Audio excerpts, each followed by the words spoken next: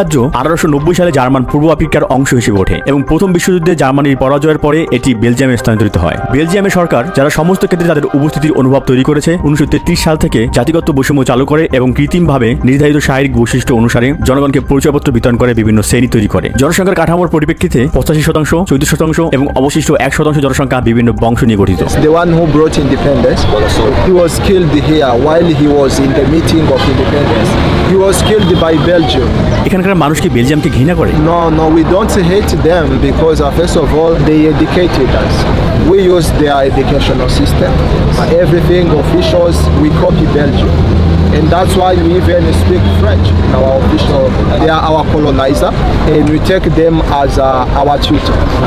যদিও বেলজিয়ামের শোষণে 1965 1 জুন পর্যন্ত চলছে, তা বুরুন্ডি স্বাধীনতা ঘোষণার পর শেষ হয়ে যায়। জনগণের জন্য তাদের উপজাতীয় উৎস দেখানো একটি পরিচয়পত্র বহন করা বাধ্যতামূলক এবং 2005 পর্যন্ত অব্যাহত এই সংঘাতের ফলে এদেশে প্রায় 30 লক্ষ মানুষ প্রাণ হারায়। বেলজিয়ানরা তাদের কাছে খ্রিস্ট ধর্ম নিয়ে এসেছে বলে এখানকার মানুষেরা নিজেদেরকে ভাগ্যবান মনে করে। একটি বিখ্যাত আফ্রিকান প্রবাদ রয়েছে, যখন মিশনারিরা আফ্রিকা এসেছিল তখন তাদের কাছে বাইবেল ছিল এবং আমাদের কাছে জমি ছিল। তারা বললেন, আসুন আমরা প্রার্থনা করি। আমরা চোখ বন্ধ করলাম, আমরা যখন চোখ খুলি তখন আমাদের কাছে বাইবেল ছিল এবং তাদের জমি ছিল। অতীতে ঘটে যাওয়া দুর্ভাগ্যজনক ঘটনার কারণে বা এইডসের কারণে এখানে অনেক শিশু পিতামাতাকে হারিয়েছে। পাশাপাশি অর্থনৈতিক অস্থিতিশীলতার কারণে অনেক শিশু তাদের পরিবার দ্বারা অবহেলিত হয়েছে। SOS চিলড্রেন্স বিলের সংস্থার মতে দেশে আজ এতিম জনসংখ্যা 6,10,000, যা দেশের মোট জনসংখ্যার 5%। এই সমস্ত এতিমদের সাধারণত কাজের জন্য ঠেলে দেওয়া হয়। তাদের মধ্যে অনেক শিশুকে অনুপযুক্ত কাজে বাধ্য করা হয় এবং কাউকে কাউকে জিনিসপত্রের মতো বিক্রি করা হয়। US ডিপার্টমেন্ট অফ স্টেটের অফিসিয়াল রিসার্চ অনুসারে কিছু বুরুন্ডিয়ানরা বাচ্চাদের উগান্ডার দরিদ্র অঞ্চল কারামোজা নিয়ে যায় এবং জোরপূর্বক কৃষি শ্রম এবং অনুপযুক্ত কাজে বাধ্য করা হয়। 2020 সালে সরকার এবং সুশীল সমাজ রিপোর্ট করেছে যে পাচারকারীরা কারামোজার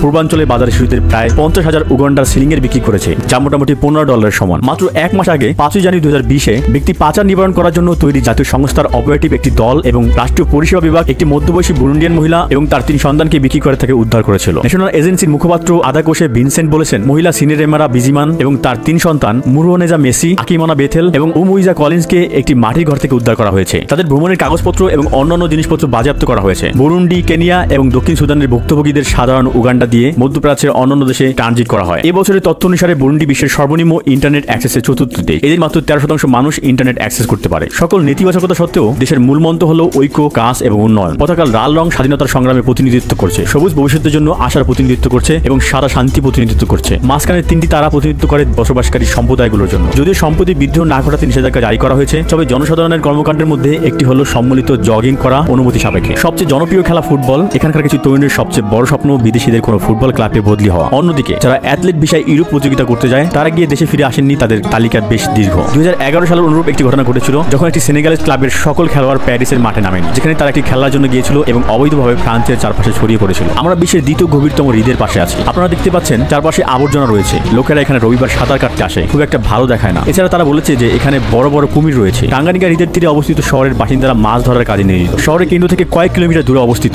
দেশের সবচেয়ে জনপ্রিয় সমুদ্র সৈকত সাগাবি। টাঙ্গানিকার তীরে একটি সমুদ্র সৈকতে কয়েক দশক আগে গুস্তাভ নামে একটি কুমির ছিল, যা প্রায় 300 মানুষ খেয়েছিল বলে ধারণা করা হয় এবং এর ওজন 1 টন। গুস্তাভ মানুষ শিকার করতে খুব পছন্দ করত। কখনো কখনো এটি যে লোকদের ধরেছিল কিন্তু খায়নি, সেই প্রাণহীন দেহগুলো পানির উপরিভাগে ফেলে রাখত।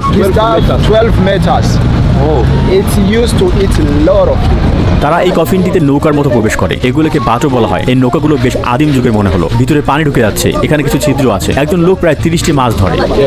সে প্রতি মাসে কত আয় করে? They earn more than 100 a month. People who fish they actually earn a lot of money. আরো মানুষ এই কাজে যোগ দেয় না কেন? Some people think that maybe they are not skilled enough. এই লেকে কি কোনো কুমির আছে? Yeah, they are crocodiles. This is the size. মাছ ধরতে গিয়ে কেউ কখনো প্রাণ হারিয়েছে? So they lost their lives falling and it is deep.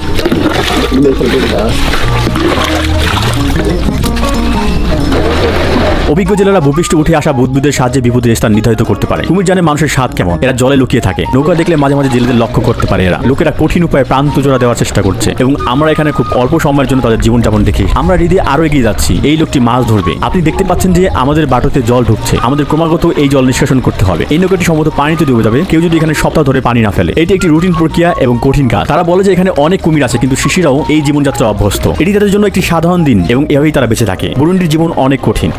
তাঙ্গানিকা হ্রদ যদিও খুব বেশি একটি পরিচিত নয়, কিন্তু এটি অত্যন্ত গুরুত্বপূর্ণ। এখানে বিশ্বের স্বাদু পানির রিজার্ভের প্রায় 16% রয়েছে। একে বিশ্বের দ্বিতীয় গভীরতম হ্রদ বলা হয়। এটি যেহেতু পানির জলের ঘাঁটি মানবজাতির দুর্গড়ায় এবং একটি বিশ্বের স্বাদু জলের পানির 16% রয়েছে, পরবর্তী দশকগুলোতে এটি চরমভাবে ব্যবহার করা যেতে পারে। বুরুন্ডির প্রধান রপ্তানি পণ্য হলো কফি, চা, তুলা, আলু, মটরশুঁটি, কাসাবা আটা, ভুট্টা এবং কলা। যেসব দেশে এইসব পণ্য বিক্রি করা হয় সেগুলো হলো বেলজিয়াম, চীন, উগান্ডা, কেনিয়া, সৌদি আরব এবং ভারত। 2020 সালে দেশটি রপ্তানি থেকে প্রায় $161 মিলিয়ন আয় করেছে, তবে রপ্তানি থেকে $908 মিলিয়ন ব্যয় করেছে। সাধারণত এই মানুষগুলোর মধ্যে ব্যবধান অন্যান্য দেশের তুলনায় কম, তবে বুরুন্ডির অ্যাকাউন্ট ঘাটতির হার বিশ্ব গড় থেকে বহু গুণ বেশি। এছাড়া তারা যা বিক্রি করে তার 50% সোনা। সংযুক্ত আরব আমিরাত বুরুন্ডি থেকে সোনা কিনেছে এবং পণ্যের অতিরিক্ত মূল্য যোগ করে অনেক বেশি দামে বিক্রি করছে। যখন বুরুন্ডির প্রেসিডেন্ট পিয়েরে এনকুরুনজিজা প্রার্থী হওয়ার সিদ্ধান্ত নেন এবং তৃতীয় মেয়াদে জয়লাভ করেন এবং আইন লঙ্ঘন করেন, তখন পশ্চিমা বিশ্বের দ্বারা দেশটি ব্যাপকভাবে সমালোচিত হয়। পরবর্তীতে 2015 সালে এই রাজনৈতিক সংকটের কারণে বুরুন্ডি পশ্চিমা বিশ্ব থেকে নিষেধাজ্ঞা পায় এবং তাদের অর্থনৈতিক সম্পর্ক ছিন্ন হয়। যদিও বুরুন্ডি নিরক্ষরেখার কাছাকাছি অবস্থিত, তবে এর উচ্চতার কারণ একটি আর্দ্র জলবায়ু রয়েছে। সারা বছর গড় তাপমাত্রা খুব বেশি পরিবর্তন হয় না এবং প্রায় 24 ডিগ্রি সেলসিয়াস থাকে। সেপ্টেম্বর থেকে নভেম্বর এবং ফেব্রুয়ারি থেকে মে মাসের মধ্যে দেশের বছরে দুবার বর্ষা মৌসুম হয়। যদিও পার্বত্য অঞ্চল এবং ক্রমবর্ধমান গাছ কাটা দেশটিকে বন্যা বিপর্যয়ের জন্য ঝুঁকিপূর্ণ করে তুলছে। সাম্প্রতিক বছরগুলোতে বন্যার ক্রমবর্ধমান সংখ্যার কারণে অনেক বুরুন্ডিয়ান বাড়ি ধ্বংস হয়ে গেছে এবং তাদের আয়ের উৎস কৃষি জমিও ধ্বংস হয়ে গিয়েছে। গাতুম্বা শহরে 2020 সালের এপ্রিলে বন্যার কারণে মানুষ প্রায় 90% সম্পদ হারিয়েছে। দেশটা একটা গাছের মতো যে মাসের পর মাস পাতা হারায়। এখানকার লোকের আশা করছে বসন্ত আসবে, কিন্তু আফ্রিকার কেন্দ্রস্থলে মানবতা এখনো সমস্যা থেকে বেরিয়ে আসেনি। এই ডকুমেন্টারিতে আমরা বিশ্বের সবচেয়ে দরিদ্র দেশ এবং জনগণকে জানতে পেরেছি। আমরা ক্ষুধায় অভ্যস্ত সমাজের হতাশার গল্প প্রত্যক্ষ করেছি। আপনি ডিসক্রিপশন বক্সের লিঙ্কগুলো থেকে এই ডকুমেন্টারি তৈরি করতে আমাদের যে উৎসগুলো ব্যবহার করেছি সে সম্পর্কে জানতে পারেন। আমাদের পরবর্তী স্টপে একটি বড় চমক অপেক্ষা করছে,